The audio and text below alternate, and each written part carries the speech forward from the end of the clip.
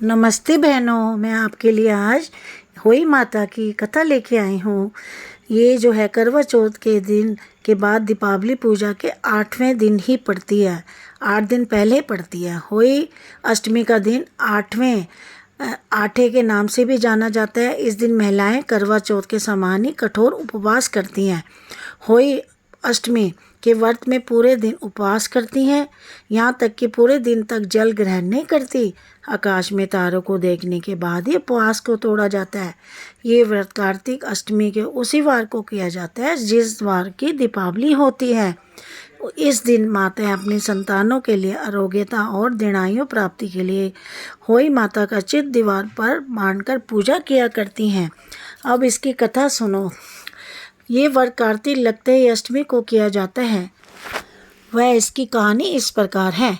एक साहूकार था, उसके 7 बेटे थे, 7 बहुएं थी तथा एक बेटी थी। दीपावली से पहले कार्तिक बंदी अष्टमी को 7 बहुएं और इकलौती ननद के साथ जंगल में खदान में मिट्टी खोद रही थी। वही स्याऊ सेई की मां थी। मिट्टी खोदते से मैं ननद के हाथ से सेई का बच्चा मर गया। सेई माता बोली कि मैं तेरी कोख बांधूंगी। तब ननद अपनी भाभियों 7 भाभियों से बोली कि तुम में से मेरे बदले कोई अपनी कोख बंधवा लो। सभी भाभियों ने अपनी कोख बंधवाने से इनकार कर दिया, परंतु छोटी भाभी सोचने लगी कि यदि मैं कोख नहीं बंधवाऊंगी तो सासू माँ जी नाराज होंगी। ऐसा विचार कर ननद के बदले में छोटी भाभी ने अपनी कोख बंधवा ली। उसके बाद जब उससे जो लड़का होता वह 7 दिन बाद ही मर जाता। एक दिन उसने पंडित को बुलाकर पूछा, मेरी संतान 7वें दिन क्यों मर जाती है? तब पंडित ने कहा कि तुम सुरई गाय की सेवा करो। सुरई गाय स्याऊ की ब्याली है, मतलब बहन है। वह जैसे कोख छोड़े तब तेरा बच्चा जिएगा। इसके बाद से वह स्याऊ प्रातःकाल उठकर चुपचाप सुरई गाय के नीचे सफाई करती आकर जाती। गौ माता बोली कि आजकल कौन मेरी इतनी सेवा कर रहा है, सो मैं आज देखूंगी। गौ माता खूब तड़के उठी तो क्या देखती है कि साहूकार के बेटी की बहू उसके नीचे सफाई आदि कर रही है। गौ माता उससे बोली, मैं तेरी सेवा से बहुत प्रसन्न हूँ, इच्छा अनुसार जो चाहे मांग लो। तब साहूकार की बहू बोली कि स्याऊ माता तुम्हारी ब्याली है, तुम्हारी बहन है और उसने मेरी कोख बांध रखी है, सो मेरी कोख खुलवा दो। गौ माता ने कहा, अच्छा। अब तो गौ माता समुद्र पर अपनी ब्याली के पास उसको लेकर चली। रास्ते में कड़ी धूप थी, सो वह दोनों एक पेड़ के नीचे बैठ गए। थोड़ी देर में एक वहाँ सांप आया और उसी पेड़ पर गरुड़ पखानी पक्षी का बच्चा था। सांप उसे डसने लगा। तब साहूकार की बहू ने सांप को मारकर डाल के नीचे दबा दिया और बच्चे को बचा लिया। थोड़ी देर में गरुड़ पखानी आई और वहाँ खून पड़ा देखकर साहूकार के बहू को चोंच मारने लगी। तब साहूकार की बहू बोली कि मैंने तेरे बच्चे को नहीं मारा है, बल्कि सांप तेरे बच्चे को डस रहा था।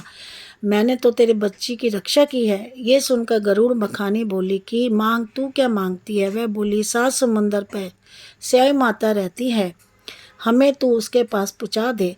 तब गरुड़ पखानी ने दोनों को अपनी पीठ पर बिठाकर स्याई माता के घर पहुँचा दिया। स्याई माता उसे देखकर बोली कि आ बहन, बहुत दिनों में आई है। फिर कहने लगी कि बहन, मेरे सिर पर जूं पड़ गई है। तब सराऊ के कहने पर साहूकार की बहू ने सिलाई से उसकी जूहें निकाल दी। इस पर स्याई माता प्रसन्न हो बोली कि तूने मेरे सिर में बहुत सिलाई डाली है, इसलिए मैं तेरे 7 बेटे और 7 बहुएं दूंगी। वह बोली, मेरे तो एक भी बेटा नहीं, 7 बहुएं कहाँ से होंगी? स्याई माता बोली, वचन दिया, वचन से फिरूं तो धोबी के कुंड पर काकड़ी हूँ। जब साहूकार की बहू बोली, मेरी कोख तो तुम्हारे पास बंद पड़ी है।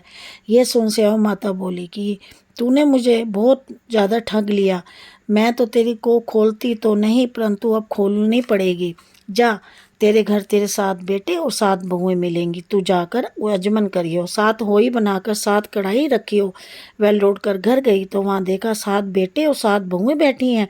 वह बहुत खुश हो गई। उसने 7 होई बनाई, 7 अजमन किए, 7 कढ़ाई चढ़ाई।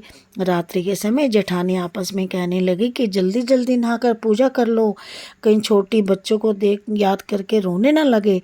थोड़ी देर में उन्होंने अपने बच्चों से कहा कि अपनी चाची के घर जाकर देखाओ कि अभी तक वह रोए क्यों नहीं। बच्चों ने जाकर देखा कि चाची तो बहुत कुछ बना रही है, बहुत कुछ मान रही है, खूब आजमन हो रहा है। ये सुनते ही जेठानी दौड़ी दौड़ी उसके घर गई और कहने लगी कि तूने कोक कैसे छुड़ाई? अरे ये क्या हो गया चमत्कार? वह बोली तुमने तो कोक बंधाई नहीं, सो मैंने कोक बंधवा ली थी। अब सेव माता ने कृपा करके मेरी कोक खोल दी है। सेव माता ने जिस प्रकार उस साहूकार की बहू की कोख खोली, उसी प्रकार सभी हमारी भी खोलियो, और कहने वाले की भी खोलियो तथा सुनने वाले की भी खोलियो, तथा सब परिवार की कोख खोलियो। जय सेव माता की जय। जय अष्टमी माता रानी की जय।